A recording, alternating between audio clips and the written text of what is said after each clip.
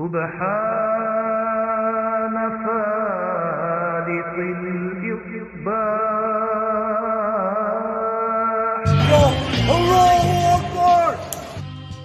Ding dong.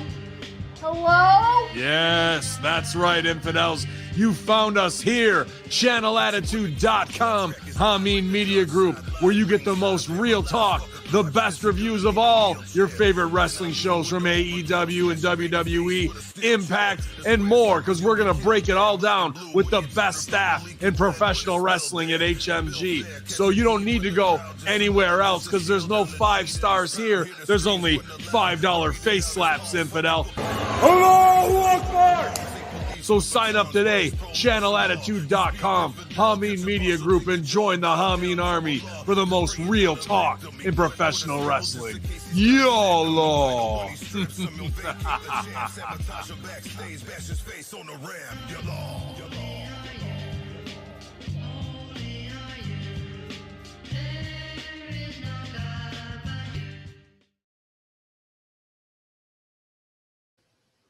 Did you say butthole, Jeff?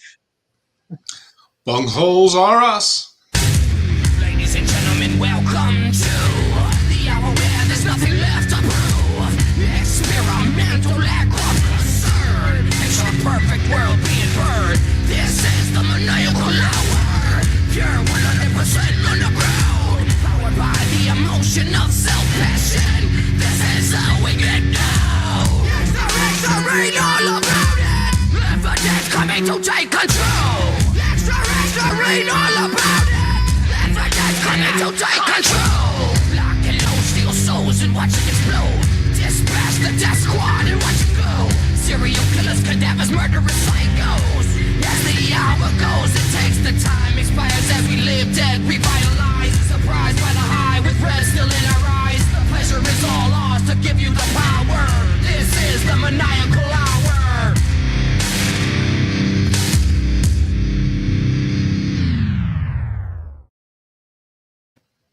Hello, everyone, and welcome to the Blow Off, brought to you by channelattitude.com and on Hameen Media Group.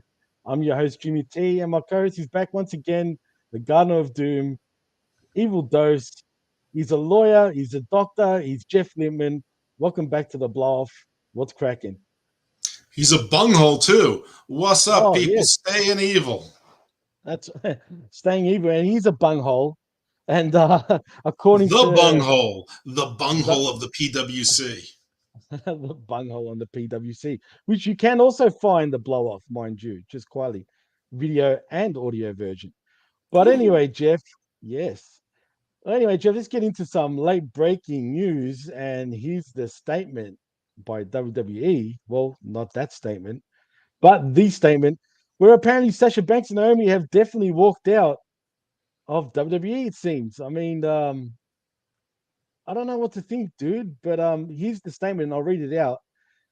When Sasha Banks and Naomi arrived at the arena this afternoon, they were informed of their participation in the main event of tonight's Monday Night Raw. During the broadcast, they walked into WWE Head of Talent Relations office, John Laurinaitis, with their suitcases in hand, placed their tag team championship belts on his desk, and just walked out. They claimed they weren't respected enough as tag team champions, and even though they had 8 hours to rehearse and construct their match, they claimed they were uncomfortable in the ring with 2 of their opponents, even though they had matches with those individuals in the past with no consequence. And after that, they go on to say Monday Night Raw is a scripted TV show, blah, blah, blah. We get it. But, dude, what the fuck is going on in WWE? The big news is that I could read something by Sean Ross Sapp because he's blocked me on every account I've ever had. I don't know what to think of this. This is weird because further reports said that Naomi was supposed to win tonight, which cost her number 1 contendership. I mean, I don't think anybody on earth thinks that she was going to win the match, but still, that's a program for the world title where she'd be, on at least one pay-per-view in a title match. I don't know. WWE doesn't issue statements on things generally. I don't know if this is a change. I don't know if this is cover for, if this is a work where they're going to try to turn them heel so that Naomi can be transitioned more smoothly into the bloodline, and Sasha really is better as a heel. But if it's the truth, I mean, they're both on contracts for a while, and I mean, maybe Naomi's feeling a little froggy, a little confident because she's married to, an Uso and is part of that bloodline. And Sasha, she's always been a little bit froggy. So I don't know. I could go either way with this, but I can tell you one thing: neither one of them is being released. They'll just be allied and held hostage. It's not too dissimilar from MJF, except he's still performing. So I don't know. It's hard for me to imagine that anyone's such a spoiled brat and disrespected as champions. I mean, they just successfully defended their titles on SmackDown. Are they mad they weren't on an unimportant pay-per-view? I just don't understand it. They've only had those titles, 2 months? Yeah, something like that. Well, funny enough, you just saying that has made me think now, maybe this could be a work after all, Jeff. If they're going to do a heel turn with the both of them, and if Naomi is joining the bloodline, well, it makes sense to do that. I mean, maybe it's the reality era all over again, Jeff. Maybe WWE is in the work of trolling the fans now because, hey, let's be honest, Jeff, we're saying this off the air. They tend to troll the IWC, especially nowadays. So I wouldn't put it past them. Yeah, they've definitely made a concerted effort of trolling for the last 5-6 months for sure. Before it might have been accidental, or maybe we were just late on picking it up. I don't know, but I did see that Asuka won and she brought back the mist, and it was just like a couple days ago. I was complaining, why the hell is she wearing that stupid green paint? She's not even using the mist anymore. I mean, the green tears and stuff is not a face gimmick.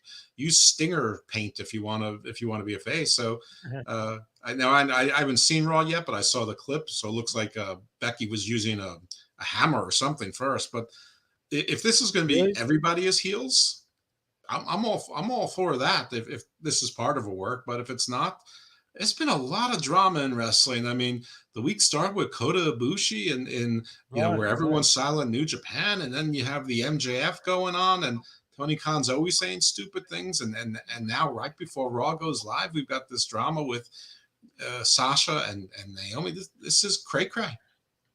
Yeah, it is cray-cray. I mean, what is going on in the world of professional wrestling? I mean, and speaking of Kota Ibushi, I mean, he's starting to say shit like he was getting sexually abused and shit like that. I mean, what the fuck, dude? If that's true, and I'm also hearing rumors that Kota Ibushi himself is down to like 70 pounds or some shit like that. I don't know that, but I know that his shoulder's really weak and he hasn't been able to, like, he can't even bench press the bar. And Kota Ibushi is not a tall guy, but he's sort of built like Pac or Buddy Matthews, like Wolverine, a short, heavily muscled, very toned guy. Kota is taller than Pac, though.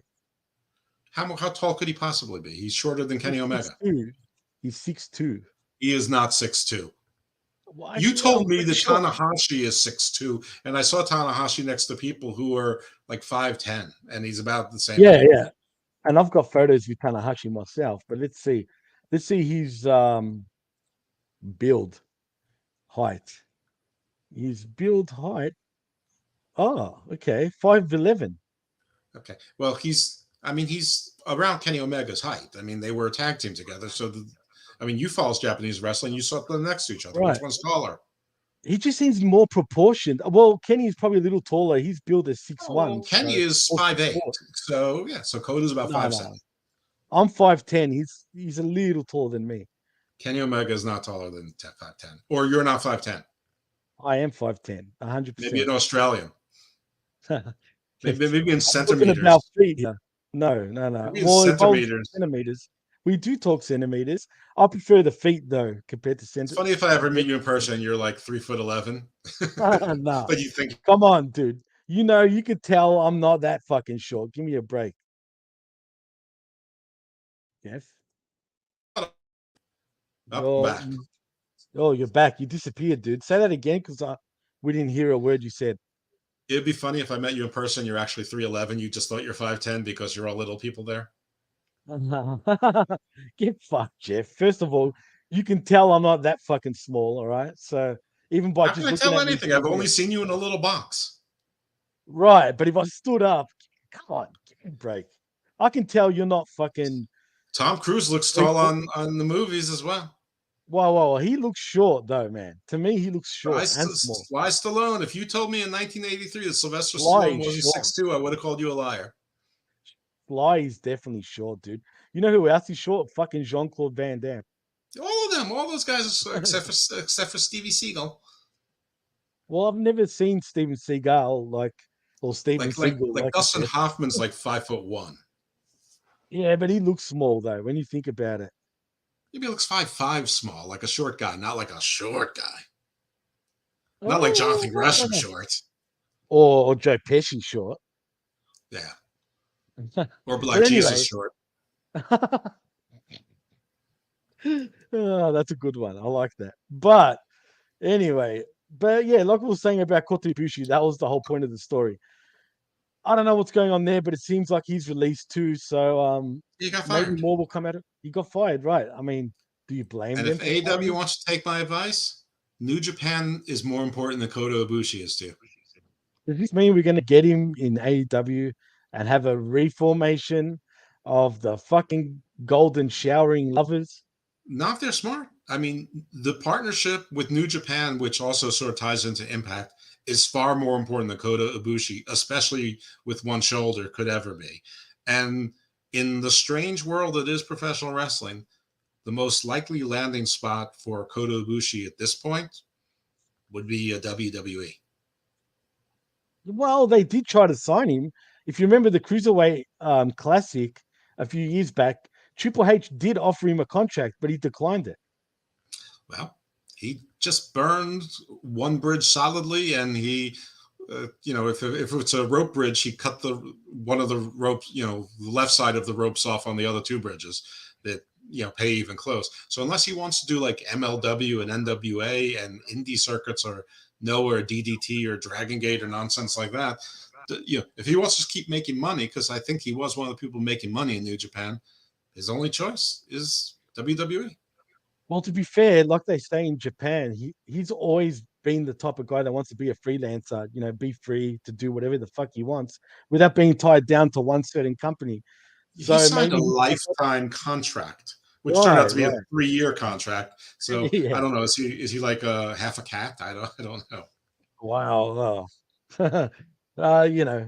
Depends how you look at it though, Jeff, because that can be looked at as a racial term, even It if can. you called him well, do I need to explain this? A cat and an Asian person? Please don't. I don't understand that at all. But I was just going with like animals have shorter I know, lifespans than I humans. know, I know. I'm just putting it out there just in case people think that. I Like, actually picked you a know how bad like animal. I should have picked an animal that lives more like 10 years rather than one that lives like 20. But well, like I said, you don't know who's listening anymore, Jeff. People want to say like we're racist over the stupidest shit, even though we're not looking at it from that freaking context. But it is what it is. I But don't anyway, even know the context that you're speaking of. I well, don't know. it doesn't matter anyway, Jeff. I was just putting Okay. it out there. But since we're doing Uncaged, I've got a little Rampage tidbit because apparently, Jeff, Well, this is AEW blow up. Rampage, right? But we're talking about the news. But apparently, AEW Rampage viewership is up big from last week's show, and apparently drew the second lowest audience and key demo rating in show history. How does that Well, work? Well, they did historically badly last week. It's the second week in a different time slot, so you think they'd improve. But I mean, it was still like 330, if I'm not mistaken, up from 292. So still pretty piss poor. Well, they were 292 last week, and they were up and got 340. 340. Week, Okay. apparently. Yeah. So yeah, I mean, these are not impressive numbers, but it was at 530, which is 2:30 on the West Coast. Rush hour, on the East Coast and maybe even in Central. I mean, not idyllic by, any means. And Rampage is not appointment TV. I mean, Rampage, you can DVR. Now, I watched it live. I watched it. I was a good customer, but I'm also generally done with work right around 5:30. So I just flipped on Rampage. I mean, I work from home. So I just, I left the TV on and just changed the channel. That's all. And waited 10 minutes and there it was. So why not? Yeah, I mean it's interesting because, like you said, they used to average around 500,000, and looking at it from last week, 292 is a pretty bad number for a company like AEW who claims Terrible. to be the.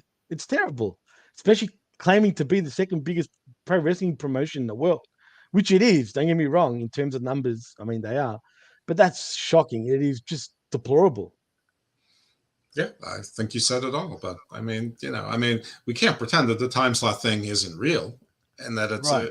it's a terrible time, and people didn't probably do forget, and we do have DVRs. So, but listen, it's bad. If you don't like AEW, it's a fun haha. If you love AEW, you either don't care about ratings or you can explain it away, and everybody's right. But I'm not making a big deal of it. It is what it is. You know, I think it sort of sucks for them. They get bounced around, but they get bounced around for a reason. I honestly don't know why they just didn't put them on their regular time slot or a better one on a different Discovery Family channel. I agree. Speaking of AEW, it's funny because this week's episode of Dark, AEW have announced 10 matches for Dark. 10. That's crazy. Uh, that's 10 matches I won't see. Right, but it's that many? I mean, does it really go for that long? I, Like, really? I don't watch Dark or Dark Elevation, but I do know that Neither back do in I, the but when they first started doing them, some of those Darks went like 3.5 hours. what? I think they scaled it back a lot when they brought on Elevation and just generally when someone got sane. But yeah, in the beginning, there were shows that were like 3.5 hours. I mean, I would see it on YouTube. I mean, Wow. literally when if I would have on like once a week, I have insomnia, and like my last resort is to go out to the family room, lie on the couch, put an AEW Dark, put the volume down to like 6 or 7, and watch AEW Dark and try to keep my eyes open. And invariably, Bobby Fish will come out to face Serpentico or something, and it's like Bobby Fish. it puts me out every single time. Well, you know what? Just because I saw 10 matches, I will give it a shot this week. Wish me luck. I'm just curious. Because if you're going to announce 10 fucking matches and you're telling me that at the start it was roughly around 3.5 hour shows sometimes, that's nuts. Like, that is pretty crazy. Now, is there a tie-in? Are they having a lot of New Japan people there to build up Forbidden Door? Are they advertising like Suzuki and Naito and Gorillas of Destiny and stuff like that, or is it just like Sean I'll Spears tell you. against Briscoe County Jr. and Griff Garrison against Buddy Matthews and Isaiah Cassidy versus I don't know Well, Joe here's, Schmo. I'll tell you the card actually. We get AFO and Helico and Jora Joel. Who the fuck is Jora Joel? He's the guy I was Versus telling you Baron. about during Uncaged. He's the guy that's always been the solo guy in the Hardy family office who, when they use Yeah, a I pin heard eater, you. they still put one of the other guys in there. Why can't I think of who he is though? It's not coming into my head. Like, what does he Because you've look like? probably never seen him, or when you did, you didn't realize he was a wrestler. You probably thought he was just a random security Right. guy. Well, anyway, Angelico and Jorah are up against Baron Black and Anthony Catena. Who the fuck is Anthony Catena? Well, whatever. Apparently, Andrade family office are going to pick up a much needed win. I guess so. And then we also got Big Country versus the Workhorsemen, JD Drake and Anthony Henry. Big All fuck. right, so Bear Country are going to get another win. That's terrific. I guess 48 and so. 16, and no one's ever seen them win. Yeah. We also get Max Caster versus Tyler Uriah. Don't have a clue who the fuck Tyler Uriah is. Well, I have a prediction that Uriah is going to end up in a heap. You might be right. But anyway, we also get Emi Sakura Oh, versus Evelyn McCabe. McCabe? I don't even know who the fuck Declan macabre. McCabe is. I've not even seen it. Yeah, I know okay. it's macabre. Okay, all right. Well, it's a Macabre. she. Yeah. I know. I'm fucking idiot, aren't I? But anyway, and I This can serves you read, right for going over the dark card. We have an hour-long show, and you're going over the dark card. I'll just know because it's funny because we also get Marina Shafir against Lena Lennox, who I don't have a clue who that is. We get Swerve Strickland Keith Lee, geez, versus Chaos Project in Luther as Serpentico. Now that's going to Huge be a match. matchup. I Huge, huge. I guess these guys have to work together some before they get the tag team championships. Maybe. And Willa Yuta, who's your champion, versus Josh Woods in a Ring of Honor Pure Championship match. Oh, great! So Josh Woods is going to job to Wheeler Yuta again. Like a real wrestler is gonna lose to like Andrew Zarian again. Oh wait, there's more, Jeff. We also get a New Japan Pro Wrestling LA Dojo sort of matchup between Alex Coughlin.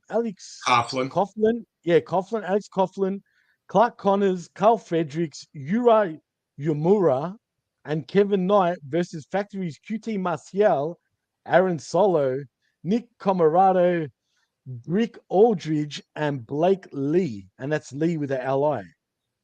Wow. Well, the LA Dojo is going to win that match. You think so? Yeah, that's the whole point. I mean, that's the only reason they're advertising Dark is because of that. Actually, I mean, listen, for people who like technical wrestling and like that style, so they don't care about whether the wrestlers are smaller. Alex Coughlin, Carl Fredericks, and Clark Connors are all really good. Yeah, they are. I know who one of the other guys is. I don't know if I know who the Japanese guy is, but they're all good. They're just sort of, for me, they're undersized. But if you like I don't know who's that guy from NXT now, Frazier, whatever his name is, like that sort. But like if you like the smaller wrestlers, but they're technically sound, those LA Dojo guys are pretty good. And Fredericks is solid. Absolutely, I agree with that. I like Fredericks, and let's be honest, the New Japan Dojo does produce some great wrestlers, man. They just all look like South African cops. That's true too. Well, we get everyone like apartheid era South African cops. Well, we also get Sky Blue versus Amber Nova. I don't know who Amber Nova is. I know who she is. The guy who was in Florida who owns the wrestling school, Jason, whatever his name is. In Florida? Who's accused of sexual harassment. Oh, yes. Now I know exactly who you're talking about. That's her. Oh, really? Wow. Yeah. I don't know why she's on an AEW card still, but then again, AEW did have the other guy in the match. She's been on before. She comes out in all orange with like a racing car flag, like her thing is like Bob Holly, like Spark Plug Bob Holly. Well, more Formula One than NASCAR, but yeah, NASCAR, right? Whatever. Anyway, we get Ciampa also versus Ryan Nemeth in the main event. Apparently, so exciting. Yeah, I'll watch it anyway, just to see if it puts me to sleep during the day, and if it goes for 3.5 hours. By the look of that card, it probably will. Okay, good for you. Like, you should watch Elevation too. You might as well fully commit. I might as well. I think that was tonight. It's Monday night, yeah. No, we'll check it out. Okay. Apparently, Corey Graves claims there are no plans for his WWE in-ring return just yet. I personally think it will never happen. Do you, Jeff? I hope not. Yeah, well, I hope not either. I did like his entrance music, though, which was pretty cool back then. But anyway, whatever. Also, Jeff, apparently we've got Rollins versus Rhodes Part 3 announced for Hell in a Cell. Do we really need to see this matchup? Also, it's obvious. Surely Seth gets the win. Absolutely not. Cody's absolutely going to... We don't need to see it. Cody's absolutely winning this. And Seth is absolutely winning Money in the Bank. Okay, interesting. We'll wait and see about that. You're probably going to be right. But sticking to Cody Rhodes says he's got good education for WWE in AEW, and he also claims to be the best wrestler alive. So Cody Rhodes goes on to say in an interview with Sports Illustrated, and Sports Illustrated first asked him how he feels he is the best wrestler in the world. Cody goes on to say, I think I'm the best wrestler in the world, and I think I am by a large margin. That upsets a lot of people, but I don't mean it to draw like ire. This is all I do. I'm not in charge. I'm here to hone my craft, build my body, and win matches. Every week, I have to be better. That's the ultimate clarity for me. First of all, Cody, Seth made you look like a fucking great wrestler and probably the best wrestler in the world. So you got to give credit where credit's due. Don't give it all just to yourself, my man. Jeff, what do you think on him claiming to be the best wrestler in the world, and by a long shot, apparently. One of the things that was his downfall in AEW is that he kept talking. He would talk on the air, he would give interviews, he would talk to the press, he would talk at the press conferences, he was the face of the company. And now a lot of that has been taken off of him, but yet he still talks. And he makes himself utterly unlikable, even though most WWE fans are doing everything in their possible soul to give him, they're giving him every benefit of the doubt, just like AEW fans give AEW every benefit of the doubt possible. I think Cody Rhodes is a very good wrestler. I think he's excellent. I think he's great at what he does. He's getting into good shape. He calls good matches. He works safe. He works smart. But he's not the best wrestler in the world. And it's okay for him to think he is the best wrestler in the world. If you don't believe in yourself, who will? It's fine for him to say that. I'd prefer you say, I count myself as one of the best wrestlers in the world. I'll put my body of work up to anybody's right now. Fine.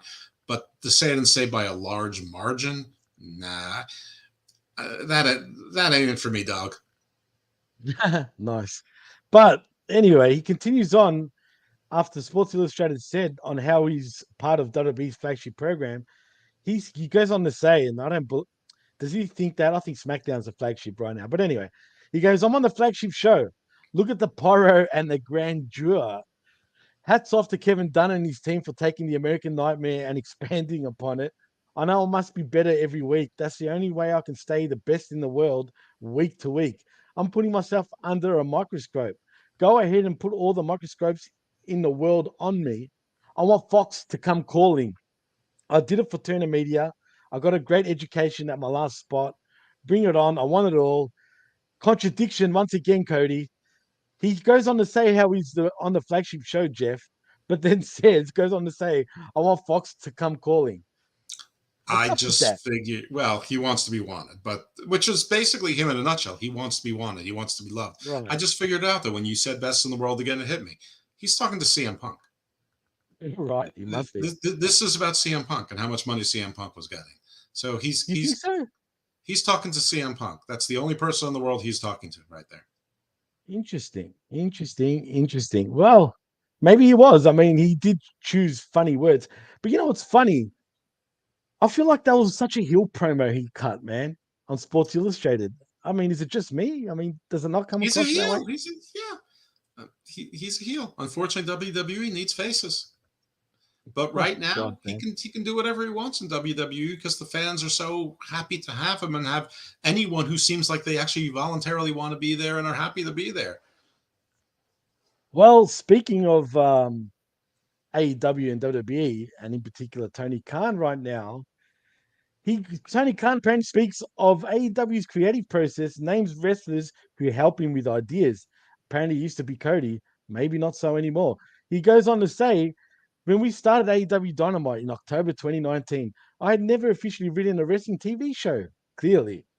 All of my experience writing TV shows and wrestling had been exclusively, this is so cheesy, Jeff, imaginary. And all the episodes of Dynamite, by his friends. And all the episodes of Dynamite and Rampage, for that matter, were shows that the household staff were not your friends, Tony. Apparently they're not. The driver and the butler were not your friends. Those women were paid to wipe you down with a towel. He's right. But he goes on to say, for that matter, where I did learn more on people around me, and I would try to trust my instincts, but it's hard. Don't say Kenny Omega. Don't say Kenny Omega. Right. He will say Kenny. You know this. But anyway, but it's hard when you don't have as much experience. And I do take a lot of pride in my booking. I work with a lot of really smart people. And what I think I do a good job of is being organized and dealing with a lot of different people and going for ideas. This is so dumb. I have a lot of great creative minds that are in the company, and I can have full-time access to the likes of Chris Jericho, Christian Cage, John Moxley has great ideas, by the way, and now CM Punk and Bryan Danielson, Adam Cole have come up with great ideas also. Jeff, what the fuck? Not even a mention of Kenny now? Listen, you didn't mention Kenny, so I have no issues with what he said. It's fine. Okay, interesting. I have issues with that because it just shows maybe he's got a new sort of little group, shall I say. Maybe the guys from WWE, and they're all WWE guys he mentioned, right, have formed a new WWE clique, and maybe the Bucks of youth, like the Hardys would say, and Kenny and them Are on the all outs. are losing. Yeah, I mean that says a lot to me in that statement, man. I think that you are right about that, though I don't really believe that he's listening to many of them. I don't think that many of them talk to him. I believe that Jericho does, but I don't think Right. Christian says a word. I think Christian, flies in, he gets there Wednesdays at, whatever, 2:30 in the afternoon, whenever you're supposed to be there. And as soon as his part is up, or if checkout time is 11:30, he's out at 11:30, or maybe he stays in the hotel if Tony pays for the hotel room. The end. I don't think any of these guys are sticking around. I've just heard for too long. They're going to learn from Matt Hardy. They're going to learn from Chris Jericho. They're going to learn from Christian. They're going to learn from the Big Show. They're going to learn from Mark. Nothing changes there. But you're absolutely right. He's got a new bunch of friends, just like he has new toys. He finds new wrestlers, and he forgets about his old action figures. That's all. That's fine. Unbelievable. Just like a kid. But that Just like said, a kid. that said, he probably still is the best booker in the business, and that's just because he's the least worst. Right. And that's, ugh, I don't even want to admit it, but whatever. I guess you're kind of right. But he goes on to say, I don't really understand the idea of having a lot of different people write the show. And then a person will go in the day of and rip it to pieces and try to come up with new ideas. And to be honest, when I hear about somebody going in and they have a TV show on Monday and that they rip up, my first thought is, what were you doing all weekend? Because I work my ass off on the weekends. Oh God, I can't believe this. I have to come in with a plan for Wednesday and Friday. So I don't do everything myself, but I do make the final decision on everything. I put the format together. I put an outline of what the show is going to be for Dynamite and Rampage. I write it by hand. I really just want people to go out and make the points and keep the stories going. But I'm not so autocratic that I want to control every word somebody says on television. And I think that's also why some of our Autocratic. interviews, or autocratic, so you're right. Our storytelling and promos are really strong, I believe. And that's it. I mean, if he was a third person talking about Vince, it's very Which he fair was. criticism. But you Right. can't say that I don't come in and tear up the scripts when he's telling you that he's the only writer. So, I mean, in essence, he would have to have two personalities, and he would rip up his own stuff. I mean, so it's like saying I'm the only writer, but I rip my shit up. Or he could change his mind. The only difference is he doesn't rip it up. He just changes words on the paper. Whatever. I mean, what Vince does is stupid and terrible, and Vince isn't going to change, which is every day it seems to get worse. Tony has two or three stories that are semi-interesting, but he sort of repeats them. And let's face it, He does repeat them. some of the other ones are just. I mean, this whole thing with the Super Elite is just Bullet Club replayed for the 97th time, and other things aren't stories. They're exhibition matches, and he's got 900 people under contract and loose relationships with indie wrestlers, New Japan Strong, Impact. He's got all these Ring of Honor people who are willing to work for them because they hope that they'll get hired. So he can put on whatever exhibition matches he wants that you don't need a story for. Because everyone's going to go like, I've always wanted to see Shane Taylor against Samoa Joe. Wow. Yeah, you're right. I mean, fuck, man. I found that whole interview very childish. And it's funny. I watched a recent interview with him on Barstool Wrestling, Barstool Sports. And Mm-hmm. I know it's very comedic, right? Don't get me wrong. But I could tell the host was just getting so annoyed because I kid you not, Tony would not shut the fuck up, dude. The whole fuck, you ask him a question, he's just talking and talking and talking. Where I was just like, man, shut the fuck up for a moment. Like, Jesus Christ. Like, he must have been flying off his guts with that Tony Coca, man. He's too rich for fentanyl. What else could keep you amped up and babble a lot? I don't know. I can't think of anything. Coffee? Unbelievable. Maybe. Well, definitely not coffee, probably, but A lot of Coca-Cola. whatever. A lot of Coca-Cola, if you know what I mean. Anyway, let's I move might, on to unless it's one of those half cat things that I have no idea what you're talking about. some maybe. Yeah, I don't know what you're talking about, so let's just keep it at that. So Damian Priest reveals origins You of sure may. alliance with Edge, right? With Edge, early talks about faction. He recently still spoke with Military News for an in-depth interview, which is surprising. Military News. Anyway, on his talks with Edge date back to his run in NXT, apparently, Jeff. It's funny, since my time in NXT, Edge and I have had conversations about getting together and doing some business together. We have a lot of similarities. I've been very open about how many people and idols I look up to, and Edge is clearly one of them. Everything has to do with timing. I kept pushing though.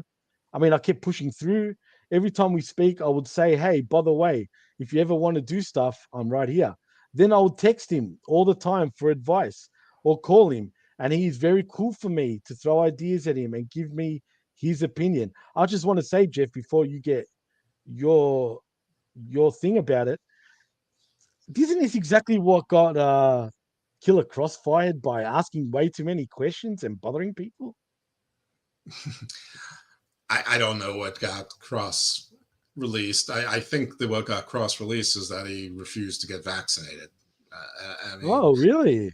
yeah, and obviously, I I don't never think it's said. because WWE cared about people actually getting vaccinated as a moral stance. They just wanted people to be able to go into the buildings and the facilities where they were holding shows. Right, Uh, as far as what Damian Priest said, okay. I right. mean, I didn't find anything particularly interesting there. I don't find this faction particularly interesting. I like factions, but everything in WWE these days feels sort of like it's been, I don't know, Rushed. Disney cartoon movied. Right, right. That's It, true. it, Well, look at the name, Judgment Day. Like, really? yeah, I mean, even the name's not great. I mean, but I'll reserve judgment on it to see what happens. But Ah, I mean, so see far what it's you did not there. particularly exciting, and Edge is not a great talker. Rhea's not a great talker. I mean, people think Edge is a good promo. He's had good promos, but generally speaking, he's not a good promo. I mean, there's a reason they had Gangrel lead the Brood because neither Edge or Christian could speak at the time. Now, sure, they were like 22 at the time, so things have changed.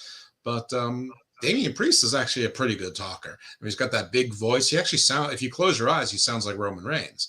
You've got a growl to him though. Like he legitimately sounds like a fucking evil man. Like when he talks, if you know what I mean, he's got that sort of to him. Yeah, I can't explain it. and he looks it. I mean, and also, I mean, you and I both remember him as Punishment Martinez, so that's already how we're trained Absolutely. to see him in that sort of Right. demonic kind of group. But the interesting thing I saw today is that they were talking about bringing Harland into the Edge group, and then they just released him. So why would they think about someone who couldn't even wrestle putting him into the Edge group? I mean, it's like of all the people who needs to be protected and can't be with somebody who it would be Harland. I mean, but if you thought he had enough potential to put him into a main roster faction so soon, wouldn't you want to invest another 6 to 10 months in training? I don't know. This company, like a year and a half ago, I thought I understood clearly what they were doing. I understand dollars and cents. I understand shareholders. I thought they were going to go with the land of the giants and things like, but they didn't even do that. Then they cut a bunch of giants, and some of the giants they kept were ones I would cut, like Shanky. So I can't explain anything in WWE, but going back to what you asked me about, Damian Priest statement. Okay, Well, shrug. well, there's more to it. He also gets asked on how Edge mentioned a potential new faction to I him mean, prior. unless he tells me that he's the one who sexually abused Kota Ibushi and he's the one that threw Sasha out the window, I don't care anymore about this. Wait. It gets better because he It paints better. it like it's a movie. He goes on to say, finally, we came to a spot where I did not know what direction I was going to go. And he was open to new ideas. He said, maybe I'll reform another group or team up with somebody. And he said to me, what do you think? Do you want to pair up? He asked me. That's how it went down. He came up to me and said, would you be interested in this? I said, absolutely. Why are you even asking me? This is totally what we are doing. And that was that. Jimmy Yep. crack on. And you don't care, clearly. Yeah. I think you should have quit, 30 seconds ago. Well, in other more interesting news, Brandy Rose enjoys being a mum, doing her things her way. That is actually more interesting. I said that as a joke, but it's not a joke. It actually is there. But I'm not going to read that. But Power, I just Brandy. had to. Power. Power to Brandy. That's Absolutely. right. Well, Kevin You Owens always be goes my on. chief brandy officer. Hey, she was always my chief branding officer too. Just Join quietly. the Bella Army. That's the only thing that you could do better, other than joining maybe the Lily Lucian. The Lily Lucian? Mhm. Oh God. Anyway, Kevin Owens credits Triple H for the success he's had in WWE. WWE superstar and former Universal Champion Kevin Owens recently spoke with Talk Sport about all things pro wrestling, which included the prize fighter, discussing his love for the game Triple H, even stating that he wouldn't be where he is today without his guidance. Here is what he goes on to say. I wouldn't be here without him. That's all it comes down to. When you say full stop, that really is it. Nobody has done more for me than Triple H in my career. There was always this reputation about him, right? I always thought he was really good at what he did. And to me, he always elevated the shows he was on and the people he was working with. So I never really got the vibe of that reputation. Says he wasn't surprised that Triple H was the type of guy who wanted to grow the business. He also said he wasn't surprised when he met him that he was a guy who was all about growing the industry and giving people a chance. He proved my assumptions right many times over the past few years, and a lot of us, and I mean a lot of us, wouldn't be here without him. Well, first of all, Kevin, or is this Ken? I'm not quite sure. But if he knew Triple H years and years ago, and I'm talking about late 90s, early 2000s, I'm sure he wouldn't be as giving as he is now. Just saying. But he's right. Um, Good. Nice things to say. I mean, Kevin Owens would know. I think Kevin Owens should give himself some of the credit as well. But yeah, Right. I mean, it has been sort of a Triple H love fest lately. So basically ever since his heart attack. So okay, let it continue. Kevin Owens is. It feels like Kevin Owens has to continually explain that he actually is happy where he's working, because apparently it's not cool for people to think that there can possibly be people that are happy at WWE, even though there's plenty of people who are, and there's plenty of people who got released who are really upset about it, and a lot of them haven't been working steady or working at all in wrestling. Most of them, if you really want to go through an inventory of it. But I'm glad he's happy. He's financially comfortable. He's doing great work. He's entertaining, and he's, as he enters the winter, or at least the late fall of his wrestling career. Good for him. He's in a spot that he likes, and he has an ally in the boss's son-in-law who may or may not, be marginalized. Who knows? Oh, this is funny news, though, Jeff. This next tidbit is got me laughing. DDP apparently remembers MJF spitting in a fan's coffee during the Jericho cruise. On the latest edition of the DDP Snake Pit podcast, WWE Hall of Famer Diamond Dallas Page recorded a story with top AEW superstar MJF refusing to break character during an autograph signing on one of the Chris Jericho cruises. How MJF charged $1 more for a signing than Sting. I think Sting's signing was $150 max. Max charged $151 and didn't care if anybody came over and asked for an autograph or not. He didn't expect anybody to, but they did. He says MJF refused to break character. Max is doing it totally in character, being Maxwell Jacob Friedman. At some point, a comedian and his buddy were drinking coffee. They finally get up to him and say, "Max, we love what you're doing." He said, "Yeah," and grabs a coffee out of the guy's hand and spits in it and gives it back to him and said, "So what the fuck do you want? What the Good. fuck?" That's Listen, it. That's how you do it. if you've ever been on one of those rental cruises and he spit into the coffee, he did them a favor.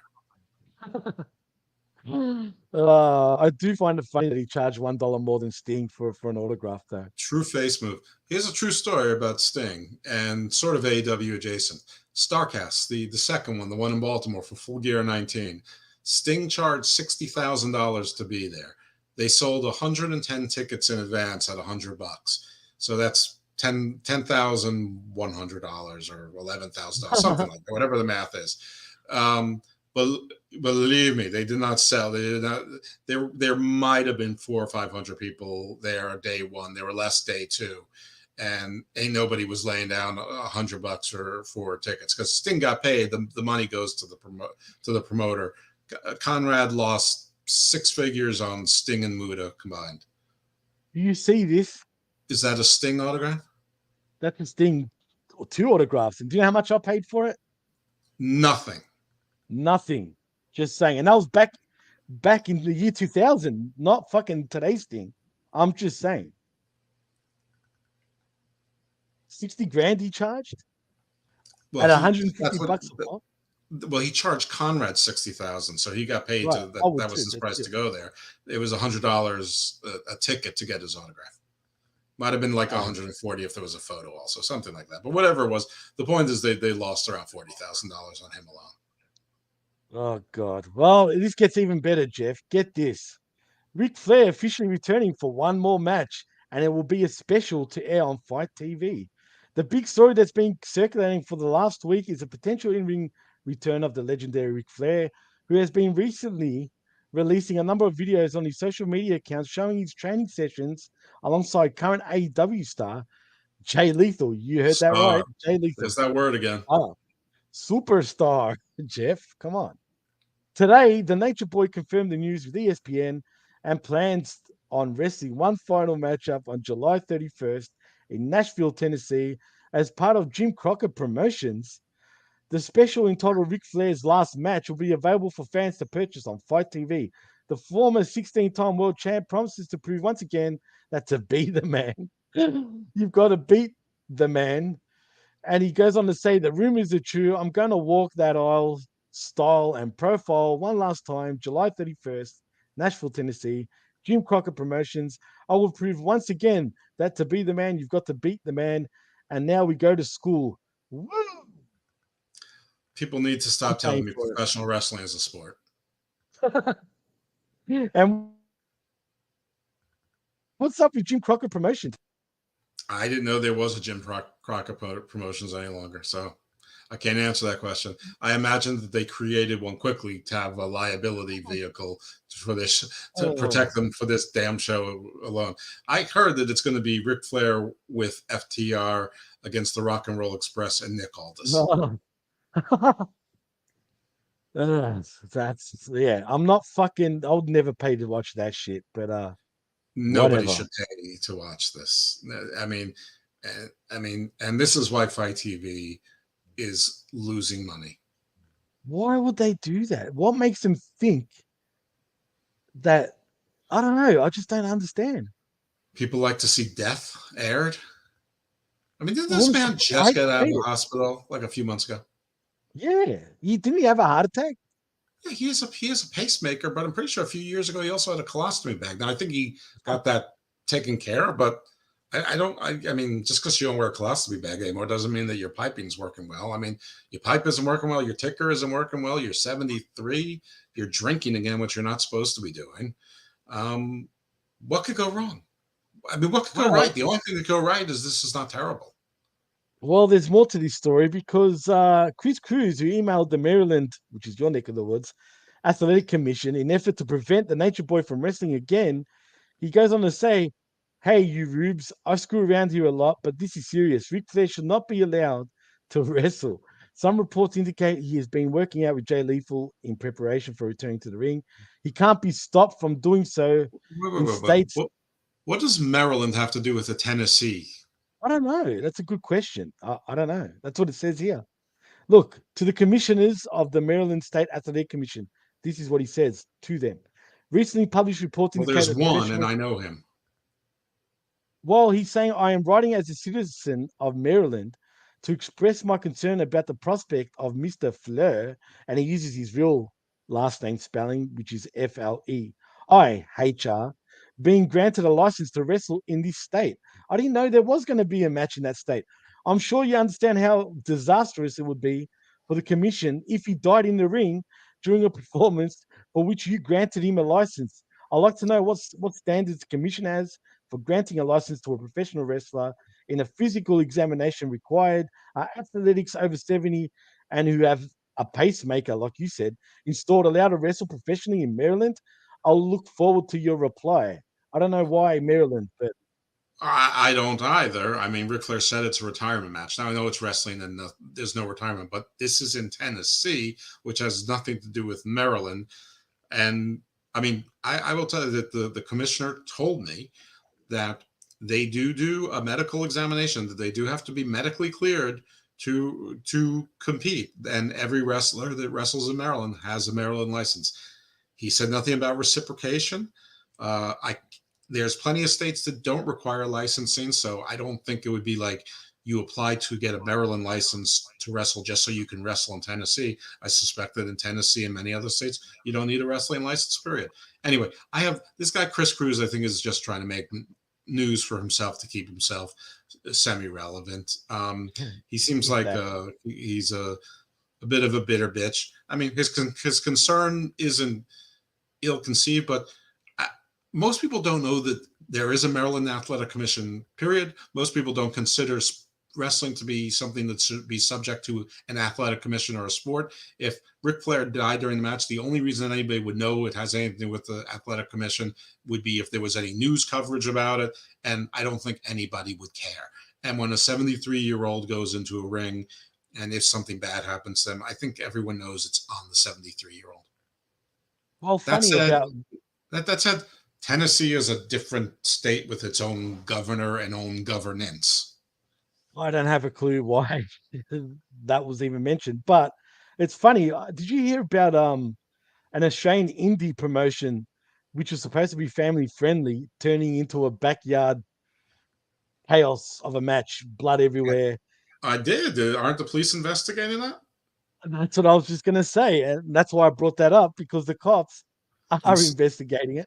Detective Constable Wallaby and Detective Inspector Kangaroo are there with the marsupial squad.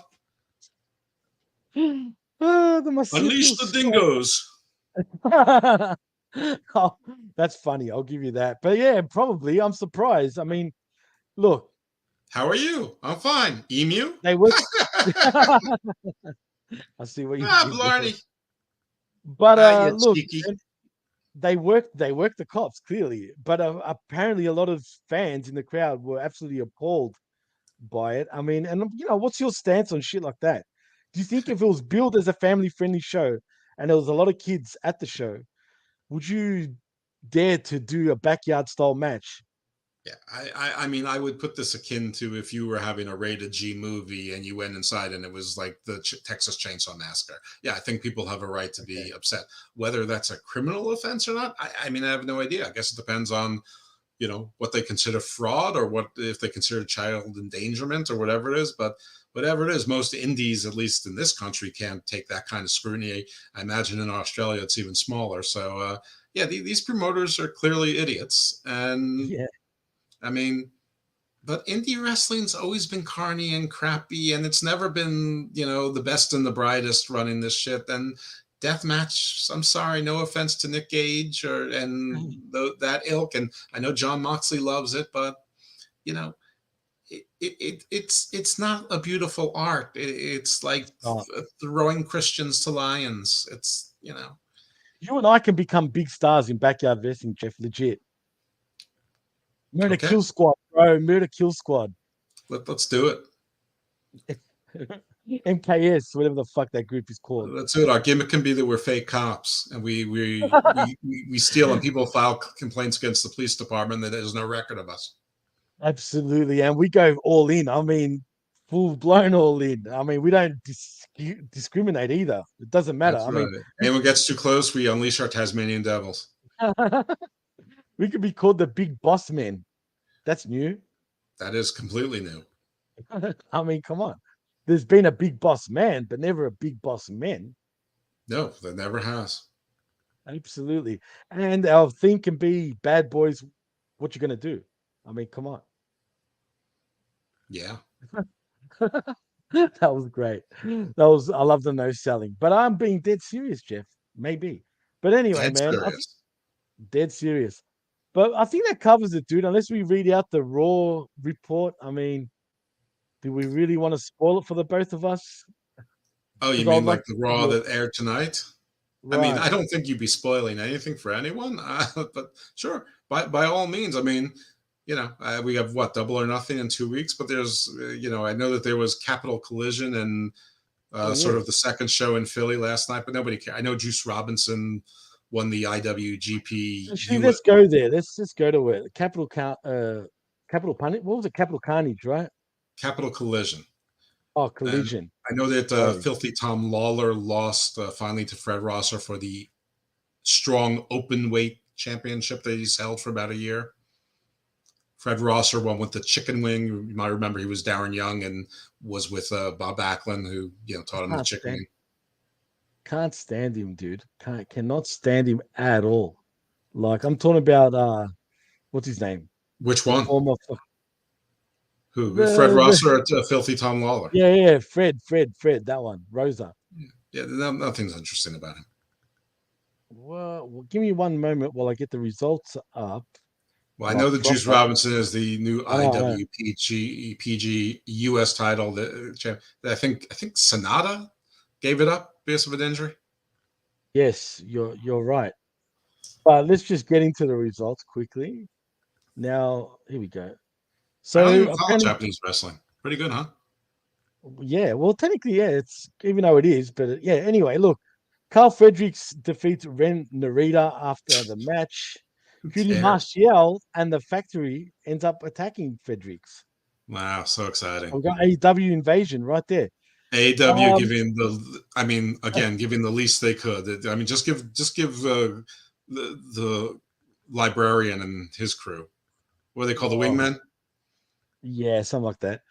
Anyway, we also get Team Filthy, Danny Limelight, Jorel Nelson, JR Kratos, Royce Isaacs, and Tom Lawler defeating David Finlay, Fred Rosa, the DKC, Tangaloa, and Yuya Yomura.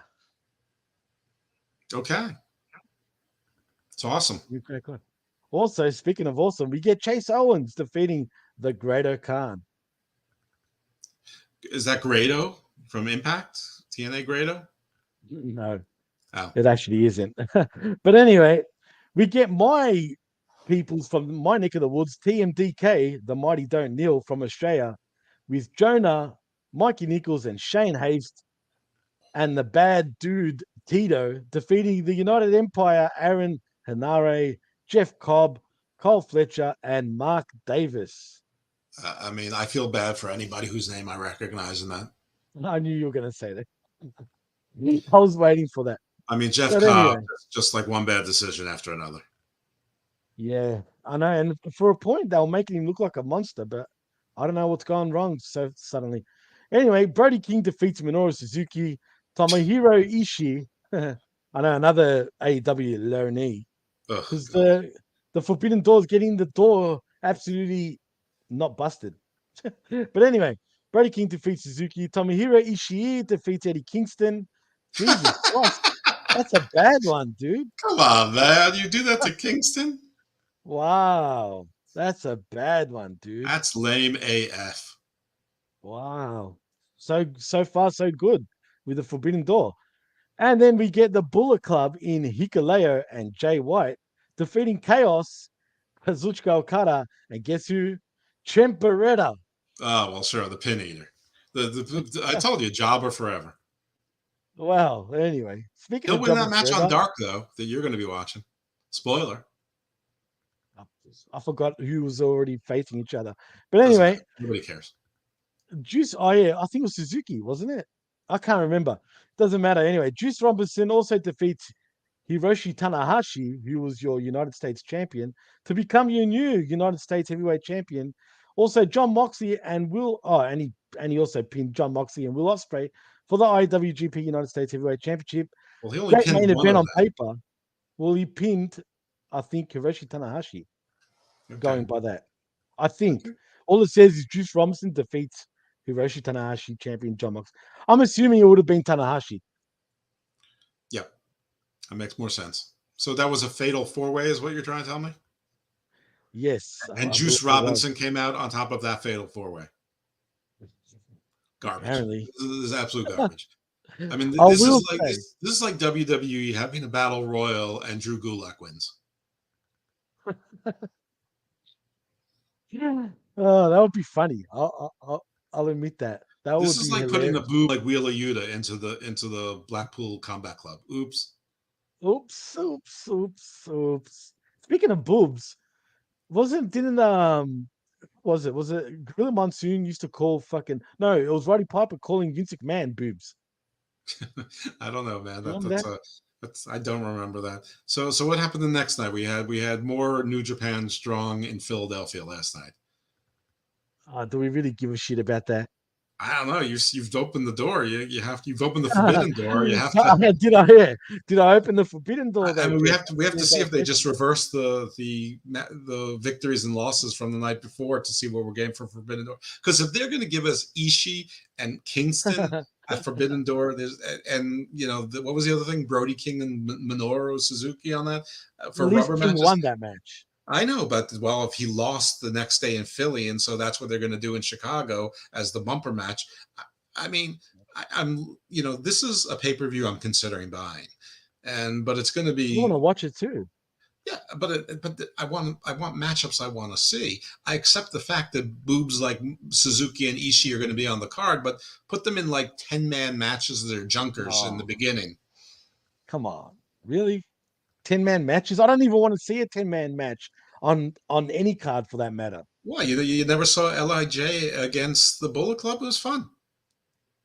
That is different. I don't mind that depending on who's involved. But if it's Lij like proper, yeah, sure. If Yeah, it's so Bullet Club what, proper, you think that Evil was so much more agile than say Suzuki or Ishii is? It's the same thing. I'm not the biggest fan of Evil, but everyone else in Lij I like a lot. And by the way, Naito couldn't move either. I And, mean, I know I'm a huge people fan like of that he would go Naito. like this. That was really clever, and he put his hat on his Yeah. side. Well, do you know why he does that? Do you know the history behind that? No, no fucking clue. I just know it looks stupid. Well, I'll tell you why. And this is from a racial. It was because of racial abuse in Mexico.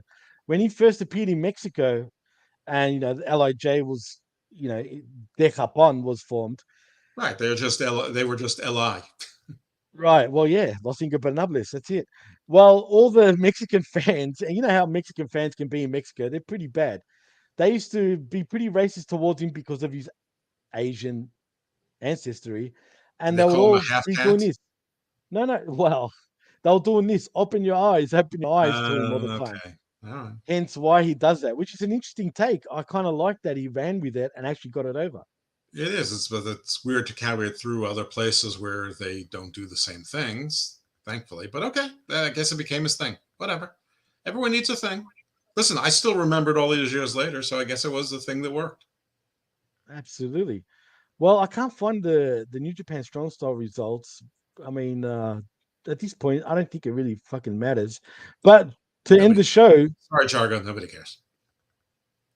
yeah, I don't think he really cares either, to be honest, about New Japan Strong per se. But Well, you I'm know, just saying that these are practices for the Forbidden Door. I mean, this is the same guys who are stateside now are the same people who will be stateside in June. I mean, this is like WWE house shows. They're testing things out.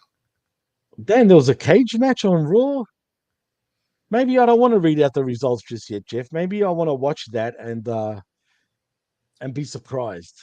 Fine by me. So the only news of the week is that Sasha and Naomi, before walking out on the company, retained their women's tag team championships.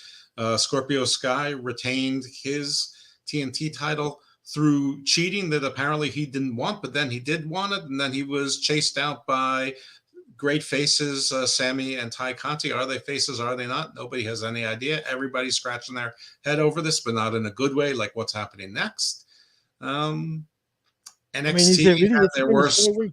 Yeah, NXT had their worst numbers ever because it was an all-women's show. I tell you, nobody cares about women's Uh-huh. wrestling. Sorry, no Oh offense, but boy. nobody does. Nobody cares. Oh boy. Wow. Nobody cares. I mean, should we look? Should we talk about some of the results maybe from Dynamite and whatnot, or we just move right past that? I am just a substitute. I'm just here for my looks. I don't know. Well, since we've gone over an hour, we might as well end it here. Maybe from next week we'll do that, but we'll see. But tell them where they can find you, Jeff.